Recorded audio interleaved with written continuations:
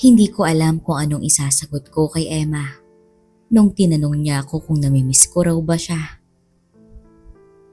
Tanging ngiti lang ang sinagot ko sa kanya. Pasok ko muna to sa loob. Saad ko na lang sa kanya. Nayumakap naman ito sa balikat ko nung naglakad na kami papasok sa bahay.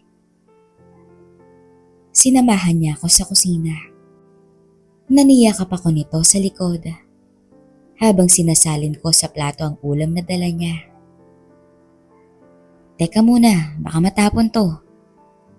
Saad ko sa kanya.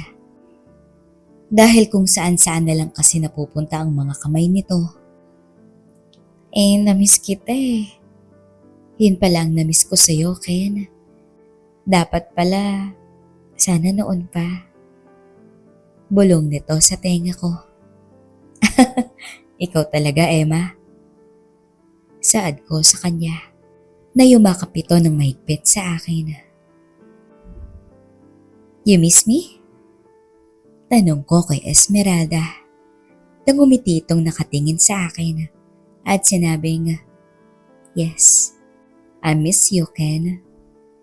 Sagot nito sa akin na yumakap naman siya ng mahigpit sa akin. Napatingin tuloy ako sa paligid na baka may makakita sa amin. Wait, sabi ko sa kanya na hinila ako nito palabas ng bahay. At dinala ako nito sa lumang bahay na ginawang storage ni Lolo Miguel.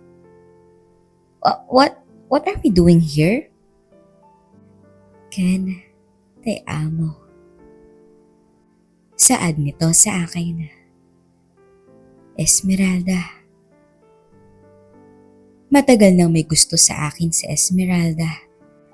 Simula nung mga bata pa kami. Minsan naglalaro kami ng bahay-bahayan na humahantong sa paghahalikan namin.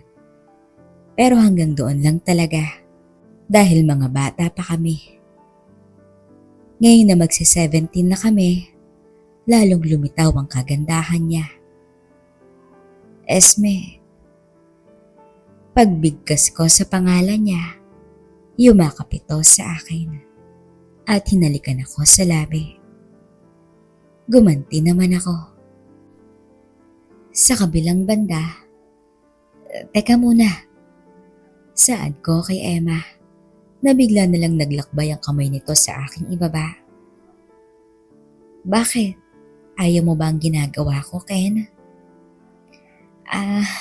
Ang bilis kasi. Saad ko na hindi na napigilan ang ginawa niya. Baka maabutan tayo nila Papa rito. Shhh! Nakita ko silang umalis kanina. Kaya alam ko magtatagal sila. Saad niya sa akin na inalis ang kamay nito at pinaharap ako. Emma. Tawag ko sa pangalan niya. Nahinalikan ako sa labi at humarap sa ibaba ko. Nakatingin lang ako sa kanya. Miss ko na to, Ken. At bigla na lang sinunggaban. Napapikit na lang ako sa ginagawa ni Emma. Esme, tawag ko sa kanya nang makita ko itong umatras at may inabot sa likuran niya. Tumingin ito sa akin. Ken, tawag niya sa akin. At nakita ko na lang na bumagsak ang suot niya at nakaharap ito sa akin. Napanganga na lang ako sa nakita ko. Dahan-dahan siyang lumalapit at biglang humarap sa ibaba ko. Esme, tawag ko sa kanya na tumingin naman ito sa akin. Ken, hayaan mong paligayahin kita, mahal ko. Saad niya sa kanyang lingwahe at sinunggaban na ang ibaba ko.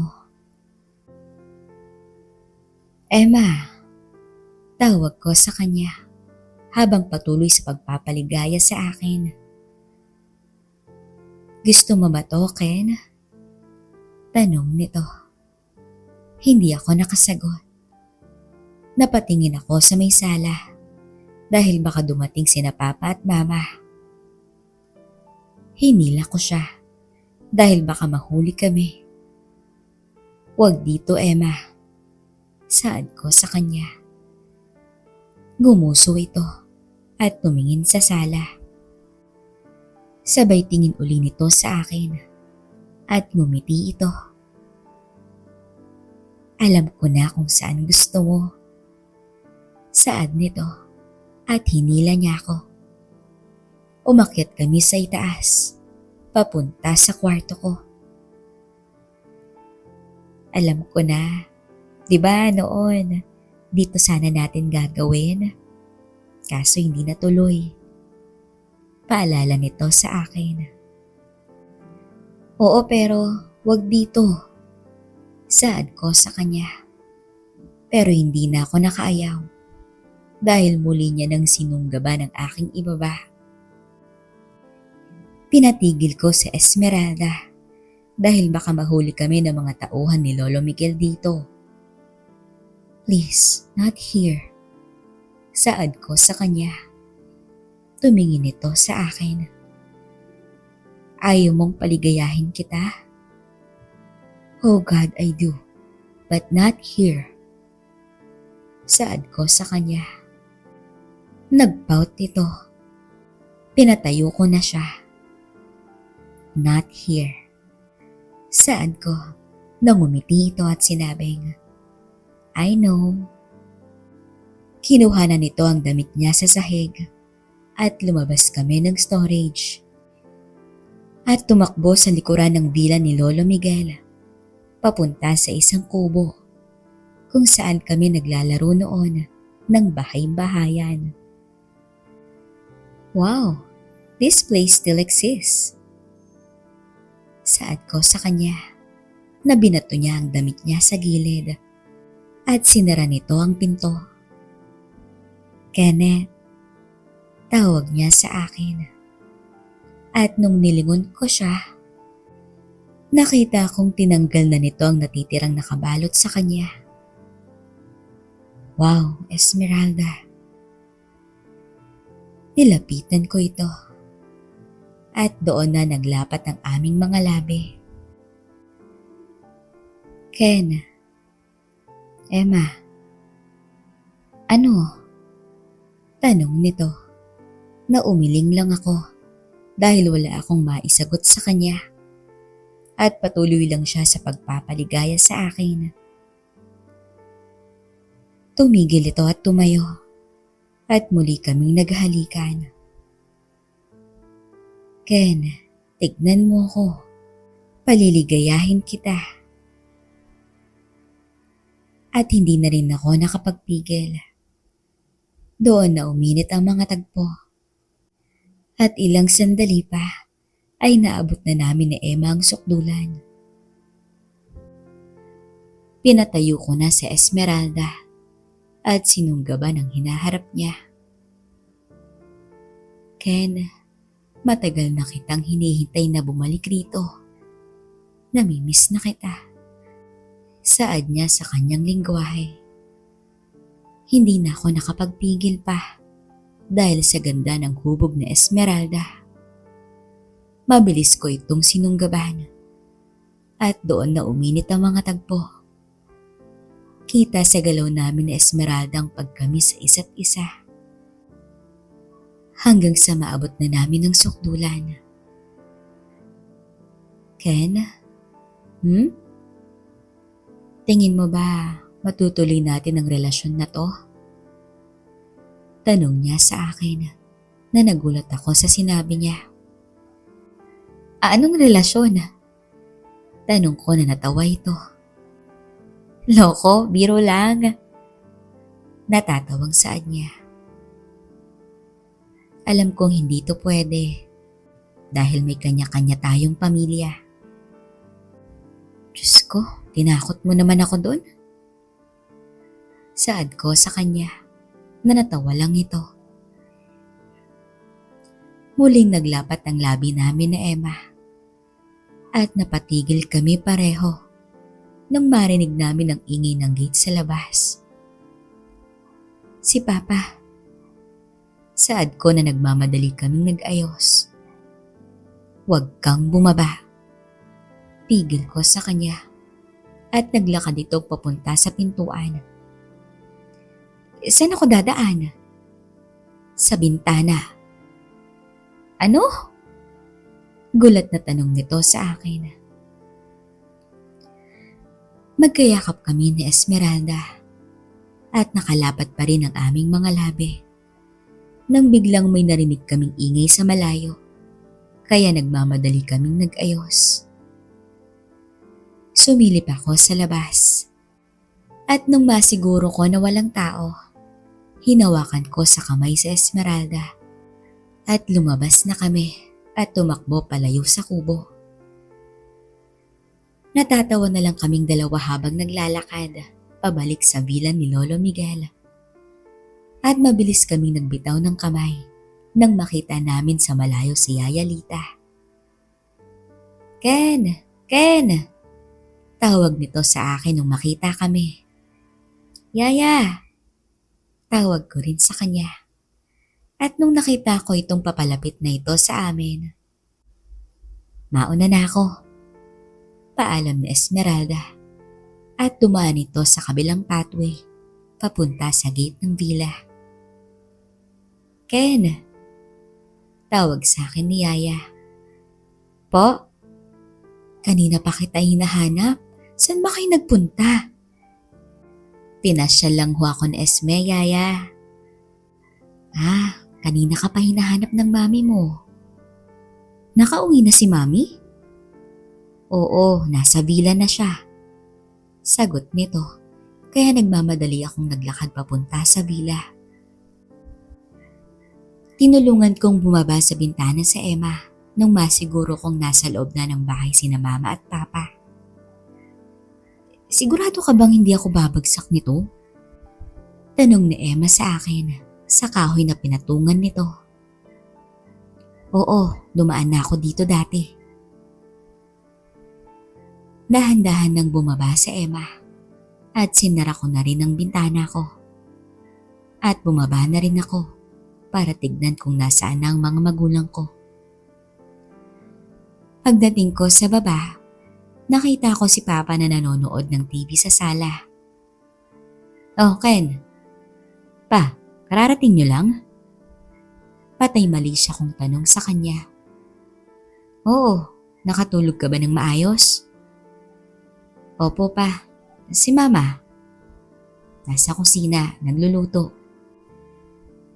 Lalabas lang ako pa. Paalam ko sa kanya. Ken, tawag nito nung nasa pintuan na ako. Kaya kinabahan ako. Po? Kanino yung Tupperware sa kusina? Sa kapitbahay po. Sinong kapitbahay? Si Ronnie pa, yung kaibigan ko. Nagluto kasi ang asawa niya, kaya pinadalhan ako ng ulam. Di mo man lang hinugasan? Isusoli ko na yan mamaya. Saad ko, at lumabas na ako ng bahay. At nakita ko si Emma sa likod ni Pinky, kaya binuksan ko yung gate at nagmamadaling itong lumabas.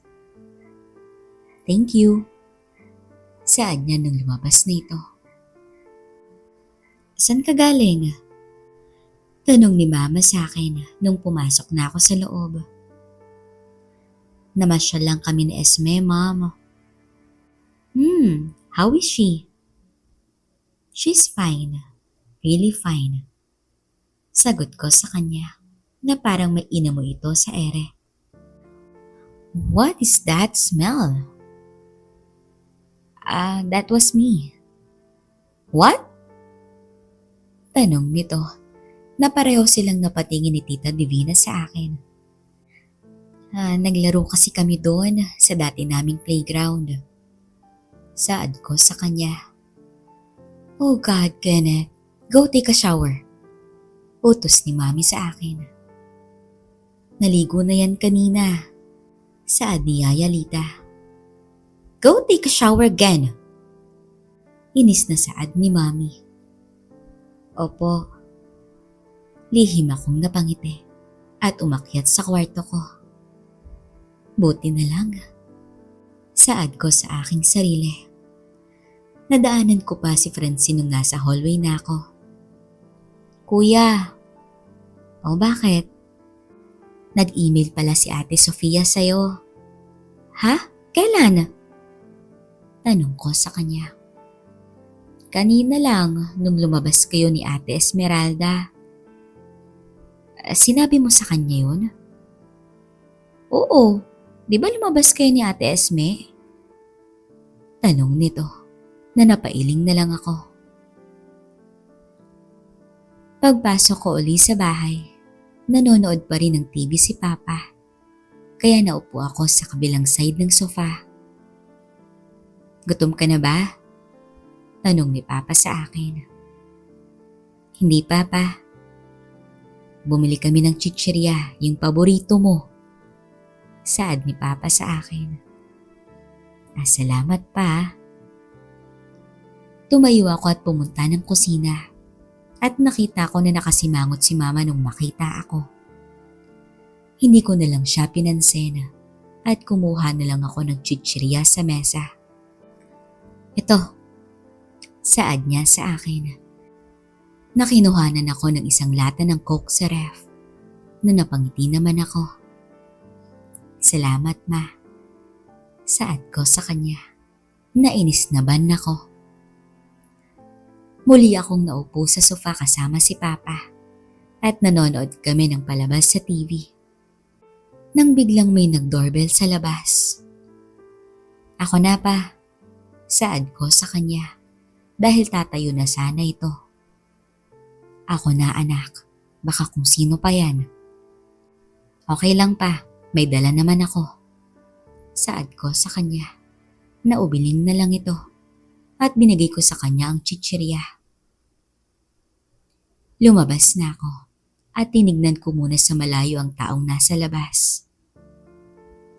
Muli itong nag-doorbell kaya lumapit ako sa gate at sumilip sa labas.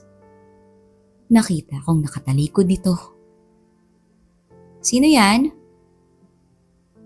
Tanong ko na hindi ako pinansin, kaya binuksan ko na lang yung gate. At pagbukas ko nito, may taong tumutok ng baril sa ulo ko. Kakausapin ka ng amo ko. Saad nito sa akin. Kaya sinara ko na yung gate sa likod ko at sumakay sa kotseng naghihintay sa labas. Pagsakay ko sa likod, agad na umandar ito at mabilis itong umalis sa lugar namin. Sino ba kayo? Anong kailangan niyo sa akin? Tanong ko sa kanya. Nangumiti itong tumingin sa akin. Relax ka lang. Walang mangyayari sa'yo kung susunod ka sa gusto namin. Saad nito habang tinututukan ako ng barel. Pumasok kami sa isang parking lot at huminto kami sa isang nakaparadang SUV. Pinalabas ako sa kotseng sinakyan ko. Boss, may karga. Saad nito sa amo niyang nakaupo sa likod. Nainabot nito ang baril sa likuran ko at tinulak ako ng tauhan niya papaupo sa loob ng SUV. Sino ka ba? Ano bang kailangan niyo sa akin? Tanong ko dun sa taong nakaupo sa kabilang side. At nakita ko nakatakip ng tela ang mukha nito. Maupo ka, Kenneth. Saad nito sa akin. Kilala mo ko? Oo, kilala kita. Hindi naman kita sasaktan. Gusto lang kitang makausap. Boss, tawag nung tauhan niya at tinaas nung amo nila ang kamay niya. Kaya sinara niya ang pinto at iniwan kaming dalawa sa loob. Kamusta ka na? Tanong nito sa akin. Napansin ko ang paglingon niya sa akin. Pilit kong tinitignan ang mukha niya sa loob ng telang nakatakip sa mukha niya. Pero hindi ko talaga to maaninag. Huwag ka nang mag-aksaya ng oras. Saad nito sa akin, kaya napahiya ako. Sino ka ba? Let's just say, ako yung taong maniningil sa'yo ng utang. Utang? Wala akong naaalalang inutangan ko. Wala ba? Sarkastikong tanong nito. Meron, Ken. Naaalala mo pa ba si Rose? Nagulat ako sa tanong nito. Kilala mo si Rose? Tanong ko sa kanya.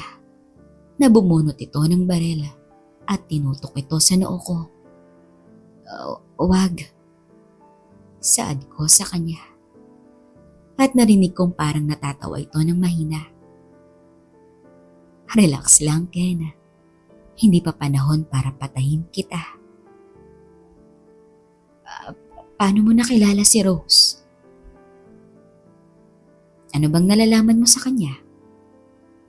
Tanong niya sa akin na hindi ko alam ang isasagot ko. Dahil sa totoo lang, wala talaga akong alam sa pagkatao niya, lalo na kay Karen. Wala akong alam tungkol sa kanya. Sagot ko. Binaba nito ang baril niya at muli itong pinasok sa kanyang bag. Yung bata, saad nito. Nananlaki ang mga mata ko sa gulat. Bata? Anong bata? Patay mali siya kong tanong sa kanya. Wag na wag mo akong lolokohin, Ken. Saad nito. Nabubunot na sana uli ng baril niya. Teka. Saad ko na napatigil ito. Bakit? Ano bang kailangan mo sa bata? Tanong ko sa kanya. Kailangan kong malaman kung nasaan ang batang tinago mo. Saad nito sa akin na tinignan ko siya. Paano kung hindi ko ibigay sa iyo ang bata? Anong gagawin mo sa akin? Simple lang. Saad nito. At binunot na uli niya ang barel at tinutok ito sa noo ko. Papatayin kita. Kung ganun, patayin mo na lang ako. Saad ko sa kanya. At nakita kong tinignan niya ako. At hinintay ko nagbibiro lang ako o hindi. Wala na akong pakialam. Wala na ang pamilya ko rito. Ligtas na sila.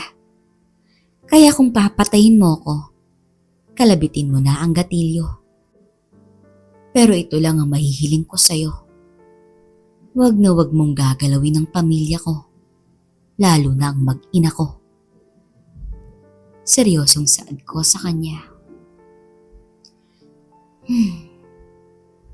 Narinig kong galing sa kanya at binaba ang baril niya. Matapang ka nga. Tama nga ang sinabi nila tungkol sa'yo. Saad nito sa akin. Kita ko na tumango ito at bumukas ang pinto ng SUV. Alam niyo na ang gagawin sa kanya. Saad nito sa tauhan niya na napalingon naman ako sa likod. At sumalubong sa akin ang puwet ng baril niya at nawalan ako ng malay. Ken! Ken! Ken! Napansin ko na lang na ginigising ako ni Papa. Anak, anong nangyari sa'yo? Tanong nito sa akin. Dahan-dahan naman akong bumangon sa sofa. Paano ko nakarating dito? Tanong ko sa kanya. Nakita ka ng mga kapitbahay natin na binaba sa harap ng gate natin. Ha? Inuwi pala niya ako. Saad ko na nakita ko nagtataka si Papa at Mama sa akin. Sino bang gumawa sa'yo nito, Kenneth? Tanong ni Mama sa akin. May nag-doorbell kasi kanina at dinukot ako. Teka, yung baril ko. Wala ka ng baril nung binuhat ka namin dito sa bahay. Saad ni Papa sa akin. Bumangon ako at sumandal sa sofa at hinipo ko ang ulo ko. Anak, sabihin mo sa akin, sino ang dumukot sa'yo? Hindi ko kilala pa pero bigatin ang mga taong dumukot sa akin. Bigatin? Paanong bigatin? Mga mamahaling armas ang dala nila at yung mga sasakyan nila. Saad ko sa kanya. Ganun ba? Ano ba? Tama. Babae pa. Anong babae, anak? Babae ang nasa likod ng lahat ng ito. At may alam din siya tungkol sa bata. Saad ko kay Papa na napasandal nito at nagkatinginan sila ni Mama.